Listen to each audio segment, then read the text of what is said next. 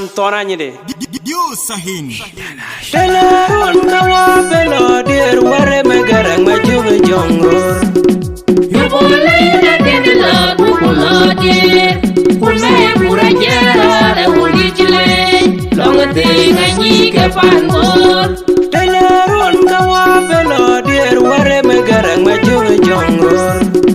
Yo bole la tene la bukulo dir Kume kurajera le ulijile Longa tinga nyike pangor Kume kurajera le ulijile Longa tinga nyike pangor Kume kurajera le ulijile Longa tinga nyike pangor Una koja mataina Papi doi ni chepela tren Pane pai mazora le jongor bai Una koja mataina Papi doi ni chepela tren Pane pai mazora le jongor bai Koja mat bainum Une bain bain makwe Koja mat bainum Une bain wala Koja mat bainum Une bain wala Koja mat bainum Une bain bain makwe Koja mat bainum Une bain wala Koja mat bainum Une bain Una koja mataina Papi doi ni chepela tren Pane pai mazora le jongor bai Telerun kawa belo dir ware megarang majuge jongror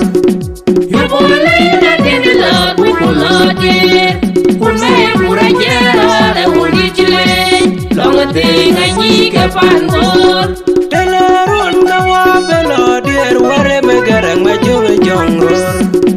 Yo bole la tene la bukulo dir Kume kurajera le ulijile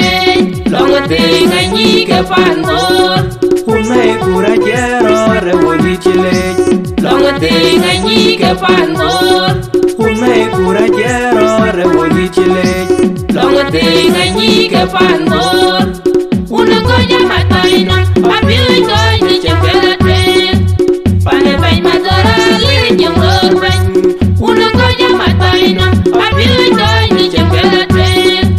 Pane pai mazora le jongor bai Koja mat bainum Une bain bain makwe Koja mat bainum Une bain wala Koja mat bainum Une bain wala Koja mat bainum Une bain bain makwe Koja mat bainum Une bain wala Koja mat bainum Une bain wala